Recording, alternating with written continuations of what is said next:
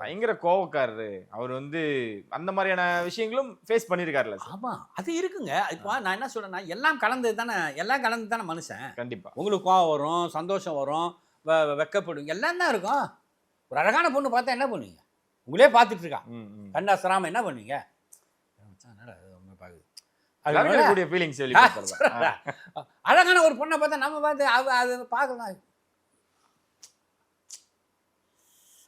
இவ்வளவுதான். இது எல்லாருக்கும் இருக்கிற இயல்புங்க. அது அவருக்கு வந்து கொஞ்சம் அதீதமா இருக்குது. அவருக்கு அந்த அந்த sense of humour, sense of ரசனை, சென்ஸ் ஆஃப் அந்த பியூட்டி ரசிக்கிறது எல்லாமே அவருக்கு வந்து கடவுள் வந்து கொஞ்சம் அதிகமாக. அதனால தான் அப்படிப்பட்ட சினிமா அவரால் எடுக்க முடிஞ்சுது. ஓகே, நீங்கள் யோசிச்சு பாருங்க, எத்தனையோ டைரக்டர் வந்தாங்கல்ல. ஏங்க 16 வயதிலே கிழக்கே போகிற எடுக்கிறாருங்க.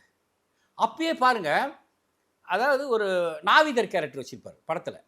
நாவிதர்னா அது அந்த கேரக்டர் வச்சிருப்பார். சுதாகர் ஹீரோ கேரக்டருங்க. ஜெயகாந்தன் நாவலில் மட்டும்தான் அப்படி இருக்க முடியும்.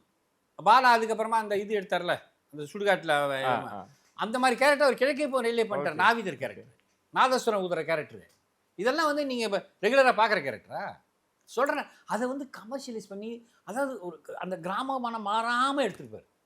அதுதான் அது. எங்கேருந்து கிளம்பி வந்தாரோ எங்கேயும் கரெக்டாக அங்கேயே போயிட்டார் பாருங்க. அரசு மரியாதையோட நல்லடக்கம் அப்படின்றது எப்படி சார் பார்க்குறீங்க?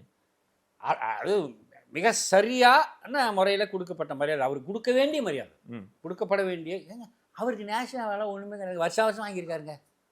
ஃபிலிம்ஃபேர் அவார்டு மாதிரி வாங்கியிருக்காரு. ஃபிலிம்ஃபேர் அவார்டு எவ்வளோ வாங்கியிருப்பாரு? ஓகே, யோசிச்சு பாருங்க. அவர் வந்து வாங்கணும்லாம் பண்ணல. அவர் தான் சொல்கிறாரே, ஒரு கணம் ஒரு யுகமாக அந்த பாட்டை போட்டு கேட்டே போவையா, நேராக போய் எடுத்துருங்க.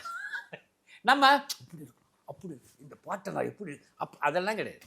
நேராக போய் எடுக்கிறது ஸ்பாட்டில்.